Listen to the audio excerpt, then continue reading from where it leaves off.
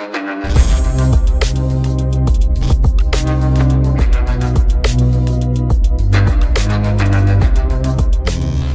वालेकुम गाइस, कैसे हैं आप? उम्मीद करते हैं कि आप सब खैरियत से होंगे, खुश होंगे और हमारी दुआ है कि आप हमेशा खुश रहें, हंसते और मुस्कुराते रहें।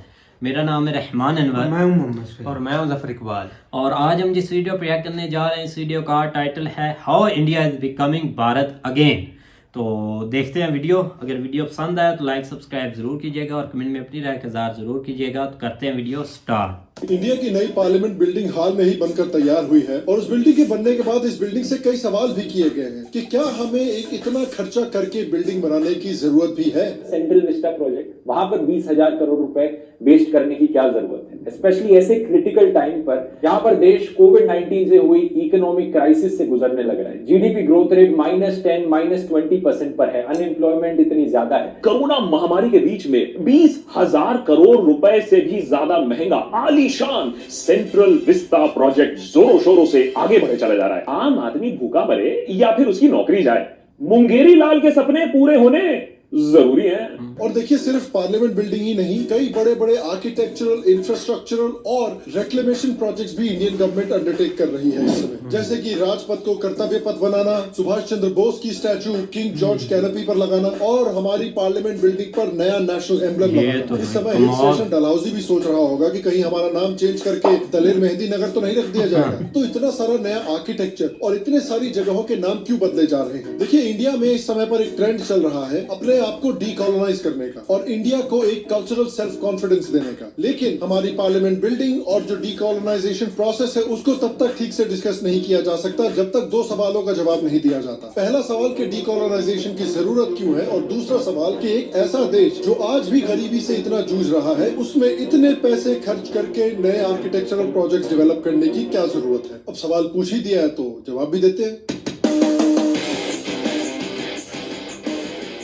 तो इस रिपब्लिक डे पर भारत की नई पार्लियामेंट को इनॉग्रेट किया गया है। ये बिल्डिंग हमारी पुरानी पार्लियामेंट बिल्डिंग को रिप्लेस करेगी जिसको 1927 में ब्रिटिश गवर्नमेंट ने बनाकर तैयार किया था। तो हमारी पुरानी बिल्डिंग ऑलमोस्ट 100 साल पुरानी हो चुकी है और जो नई पार्लियामेंट बिल्डिंग है वो हमको अंग्रेजों से भीख में नहीं मिली थी। नई पार्लियामेंट बिल्डिंग को भारत के लोगों ने अपने हाथ से बनाया है और भारतीय कल्चर से इंस्पिरेशन लेकर बनाया है। पार्लियामेंट बिल्डिंग का जो लोकसभा हॉल है वो हमारे नेशनल पक्षी यानी पीकॉक के थीम पर बना हुआ है और उसमें 888 लोगों के बैठने की जगह है। राज्यसभा की भी कैपेसिटी बढ़ाई गई है जिसमें 384 मेंबर्स बैठ सकेंगे और इसको हमारे नेशनल फ्लावर लोटस की थीम पर बनाया गया है। और नई पार्लियामेंट बिल्डिंग का जो सेंट्रल हॉल है उसको हमारे बैनियन ट्री के थीम पर बनाया गया है। नई पार्लियामेंट बिल्डिंग में सारे नए सेफ्टी नॉर्म्स फॉलो किए जाएंगे। उसमें Z+ सिक्योरिटी रहेगी और ये ग्रीन बिल्डिंग रहेगी जो 30% एक्स्ट्रा इलेक्ट्रिसिटी सेव करेगी। जिन लोगों ने इस बिल्डिंग को बनाया है उन लोगों के हिसाब से ये बिल्डिंग 200 साल से ज्यादा भी आराम से चल जाएगी। इस बिल्डिंग में जितना भी इक्विपमेंट है उसको अपडेट किया गया है और मेजॉरिटी चीजों को डिजिटल प्लेटफॉर्म्स पे शिफ्ट कर दिया गया है। डिजिटल इंटरफेस और आधुनिक सुविधाओं से युक्त होंगे सांसद कार्यालय,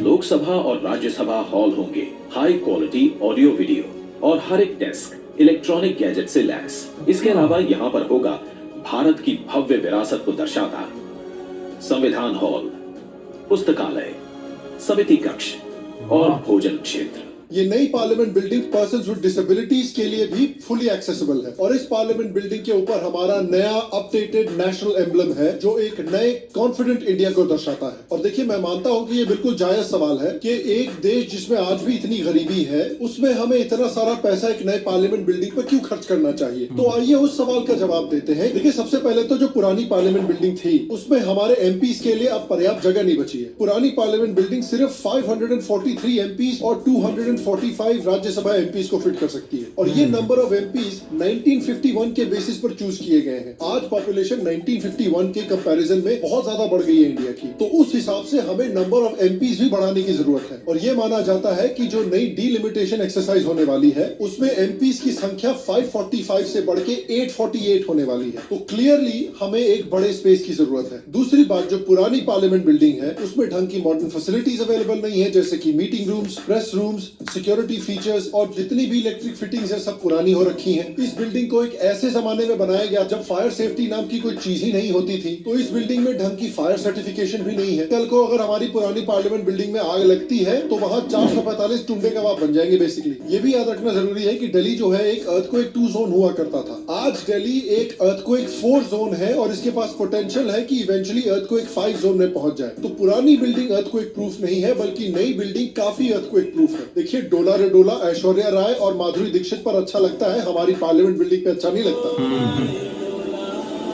होपफुली आपको क्लियर हो गया हो कि हमें क्यों एक नई पार्लियामेंट बिल्डिंग की सख्त जरूरत है। और दूसरी बात, जो नई पार्लियामेंट बिल्डिंग है क्योंकि हमारे कल्चर से इंस्पिरेशन लेती है, तो एक जरूरी इकोनॉमिक और आर्किटेक्चरल प्रोजेक्ट होने के साथ साथ हमारी जो नई पार्लियामेंट बिल्डिंग है वो भारत में जो डीकोलोनाइजेशन का एक ट्रेंड चल रहा है उस ट्रेंड का हिस्सा है। जैसे जैसे भारत पे इकोनॉमिक पावर आ रहा है और कल्चरल सेल्फ कॉन्फिडेंस बढ़ रहा है इंडिया का, वैसे वैसे इस तरह के प्रोजेक्ट्स भी और बढ़ रहे हैं। फॉर एग्जाम्पल, चाहे हमारी पार्लियामेंट बिल्डिंग हो, चाहे हमारा नेशनल एम्बलम हो, स्टैच्यू ऑफ यूनिटी हो, सुभाष चंद्र बोस जी की स्टैच्यू हो, और गवर्नमेंट प्रोजेक्ट्स के अलावा भी चाहे राम मंदिर हो, चाहे काशी विश्वनाथ कॉरिडोर हो, चाहे सोमनाथ मंदिर हो, यहाँ तक कि uniform civil code, citizenship amendment act और आर्टिकल 370 का एब्रोगेशन भी उसी डीकोलोनाइजेशन ट्रेंड का हिस्सा है। लेकिन अनफॉर्चुनेटली हमारे देश में बहुत सारे ऐसे लोग हैं जो इस डीकोलोनाइजेशन से बहुत चिढ़ते हैं। Altering the national symbol, they've asked that this new structure is unnecessarily aggressive. Insults to our national symbol on the right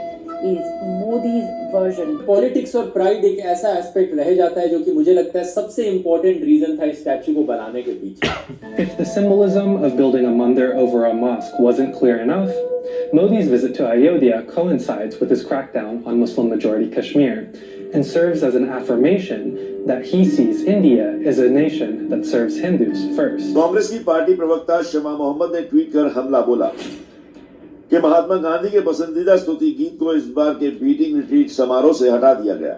यह बापू की विरासत को मिटाने का बीजेपी सरकार का एक और प्रयास है। लेकिन मेरे हिसाब से जो इंडियन डीकोलोनाइजेशन से इनको चिढ़ है वो एक तरह की हिपोक्रेसी है। लेकिन ये हिपोक्रेसी समझने के लिए सबसे पहले हमें समझना पड़ेगा कि डीकोलोनाइजेशन होता क्या है। देखिए, कॉलोनाइजेशन दो तरह की होती है। एक तो फिजिकल कॉलोनाइजेशन होती है कि किसी ने आप पर कब्जा किया, आपकी जमीन छीन ली और आप पर राज कर रहे हैं। दूसरा कॉलोनाइजेशन होता है दिमाग का, और ये कॉलोनाइजेशन खत्म करना बहुत ज्यादा डिफिकल्ट होता है, क्योंकि भले ही आप इंडिपेंडेंट हो जाए इंडिया की तरह, लेकिन फिर भी आपका दिमाग कॉलोनाइज रह सकता है। मकौले जिसने भारत में इंग्लिश एजुकेशन चालू किया था, वो ऐसे इंडियंस क्रिएट करना चाहता था जो दिखने से तो भारतीय लगे, लेकिन दिमाग से ये माने कि यूरोपियन कल्चर भारतीय कल्चर से बेहतर है, भारत ने कुछ भी अच्छा कभी प्रोड्यूस नहीं किया है, और भारत में जो भी अच्छी चीजें हैं वो बाहर से आई हैं। इसलिए हम मानते हैं कि इंग्लिश बोलना बड़ी अच्छी चीज है और हिंदी में बात करना इज सो मिडिल क्लास या मोनिशा। इसलिए हम मानते हैं कि गजल सुनना बड़े कल्चर वाली बात है, लेकिन भक्ति के गाने सुनना इज सो मिडिल क्लास या मोनिशा। इसलिए हम मानते हैं कि सालसा और वॉल्स बड़ा हाई क्लास है, लेकिन Bharatanatyam is so middle class या मोनिशा। और इसीलिए जब अमेरिका में 2018 में एंटी गन प्रोटेस्ट चल रहे थे, उस समय साउथ बॉम्बे की लावण्या भी एंटी गन प्रोटेस्ट निकाल रही थी इंडिया में, अमेरिका के सपोर्ट में। क्योंकि भाई, अगर इनको अमेरिका के किसी सोशल मीडिया हैंडल से रीट्वीट मिल गया तो इनके अकॉर्डिंग सोसाइटी में इनकी स्टेटस बढ़ जाएगी। तो डीकोलोनाइजेशन जो होता है वो इस प्रोसेस को, इस माइंडसेट को बदलने की कोशिश करता है, ताकि आप सेल्फ कॉन्फिडेंस गेन करें और अपने आप में प्राइड फील करें। और इंटरेस्टिंग बात यह है कि हमारे देश के वो बुद्धिजीवी जो भारतीय डीकोलोनाइजेशन पर नाराज होते हैं, वो बाहर के डीकोलोनाइजेशन को सपोर्ट करते हैं। क्योंकि देखिए, डीकोलोनाइजेशन मूवमेंट जो है वो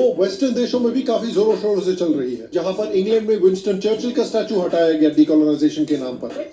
Churchill, his racism and the way he used his privilege, power and influence to cause untold misery and atrocities on non-white nations. Protesters in London also vandalized properties that they associated with racism.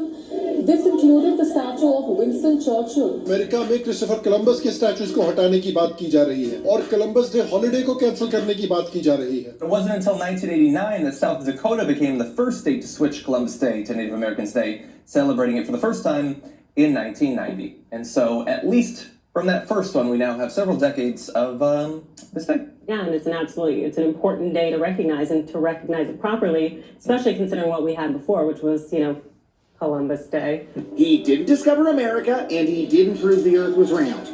He just bounced around the Caribbean, slaughtered a bunch of innocent people, and died thinking he had made it to India. America में जो resist confederate लोग थे, उनके statues को भी हटाने की बात चल रही है इस समय पर।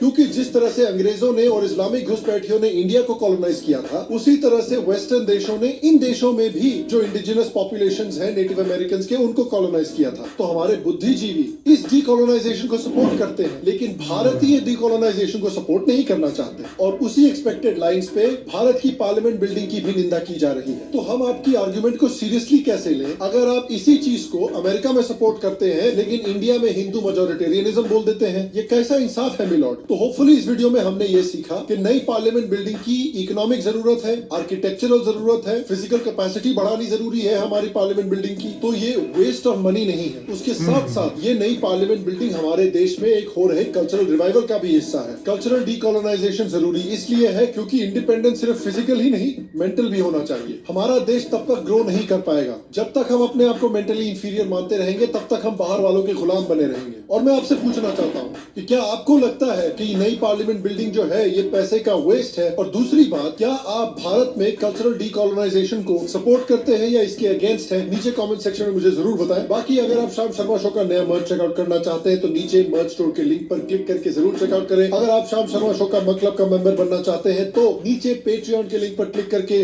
श्याम शर्मा शो के मतलब का मेंबर भी बने। बाकी मैं आपसे अगले एपिसोड में मिलूंगा, तब तक स्वस्थ रहें, सुखी रहें, फिर मिलेंगे। और आप सबको एक सेकंड प्रणाम।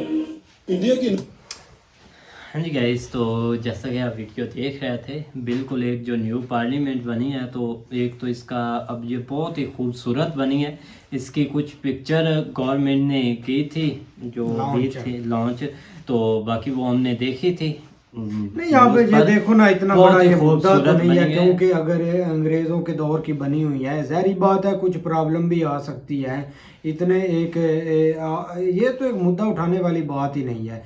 अगर नई चीजें आती हैं अच्छा ही बात है, लेकिन कुछ होती है ना, एक हर देश में होता है ऐसा काम। लेकिन यार इकोनॉमी को इससे कुछ होगा, लेकिन वो ठीक है, वो साथ कुछ साथ भी नहीं होगा। ये फिर जस्ट जो है ना वो अपोजिशन तनकीद तो करती है, लेकिन अगर एक आप जदीदियत के हिसाब से कोई बिल्डिंग कर रहे हैं जरूरत के हिसाब से, तो मुझे नहीं लगता इसके ऊपर कोई इशू होना भाई। मेरे आप वो नहीं काम दे रही तो ठीक है, आप देखा कि बता रहे हैं MPA नहीं उधर सेट आ रहे हैं, तो जाहिर बात है अब नहीं एक सेट तो गवर्नमेंट भाई इसमें कौन सी बुरी बात है। लेकिन ये कि भाई एक अब हमारे जैसा कंट्री है ना, वो अगर इस तरह का स्टेप लेता तो उसके ऊपर तनकीद करनी बनती, ठीक है ना।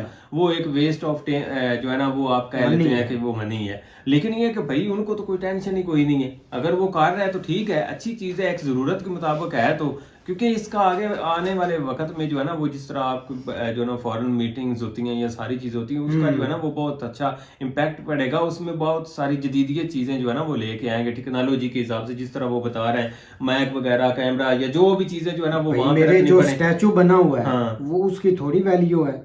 अब इतने स्टैचू बनाए हैं, लेकिन तो भाई वो उनके हीरोज थे। बिल्कुल, लेकिन आप अगर आप देखें ना मोदी जी की, अगर आप आइडियोलॉजी के ऊपर बात करें ना, तो वो काफी हद तक इस चीज के ऊपर फोकस कर रहे हैं कि हम अपना जो है ना वो हमारा जो कल्चर वाइल चीजें हैं ना उसको जो है ना वो प्रमोट करें। तो उसमें वो अपने जो भी हीरो हैं पिछले, उनको जो है ना वो कोशिश कर रहे हैं कि हम थोड़ा सा ना लोगों को दिखाएं, और अपना जो हमारा असल कल्चर था ना उसको, जिस तरह आप देख लें उन्होंने बिल्डिंग एक लॉकर्स जो फूल है, हम उसको किस भूल सकते हैं, जिसमें वो याद है जब कुंती जी आई थी, जी ने करण को जो है ना वो करण ने कुंती जी के आने पर मारा था तीर, और वो फूल बरसाए थे भाई। फूल भी बरसाए थे, और वो उसने वो रखे थे उसमें बास्केट में भी, जब वो मतलब उसको नदी में जो है ना वो उन्होंने भेजा था, छोड़ दिया था। और दूसरी तरफ अगर आप पंख के ऊपर आए तो वो आपको याद होगा कृष्णा जी का, जब जैसे एंट्री होती है तो वो एक पंख से, मतलब ये कि वो ये चीजें हैं कल्चर वाइज जो उनको प्रमोट कर रहे हैं, तो अच्छी चीज है भाई। हम तो इस चीज नहीं, इस पर तनकीद बनती है, नहीं तनकीद वाली नहीं, और वैसे भी बहुत भाई खूबसूरत बनी हुई है, प्यारी है भाई। और ऐसे देखे ना एक हरियाली भी बहुत है, बनी भी एक स्टैचू, कमाल की चीज है यार। यार ठीक है, अगर मतलब पुरानी चीजें हैं उनको हटा दो, नहीं ले आप। और अपोजिशन इस चीज का शुक्र करे कि नहीं बन गई, आपको भी कभी मौका मिलेगा, आप भी बनवा लेना, उधर ही बैठना, अपोजिशन जो है भी बैठना है। बिल्कुल, चलो खैर, सबसे ज्यादा टैक्स तो आपने बजाने हैं वहाँ पे। ये चीज है। प्योर होंगे। अब तो भाई बहुत ना जोर से खड़काएं कुछ नहीं होगा, और वैसे भी कोई जलजला या कुछ आता है तो कुछ भी नहीं आपको होगा भाई। तो उम्मीद करते हैं कि आपको वीडियो पसंद आएगी। अगर पसंद आए तो लाइक सब्सक्राइब जरूर कीजिएगा और कमेंट में अपनी राय का इज़हार जरूर कीजिएगा। अल्लाह हाफिज़।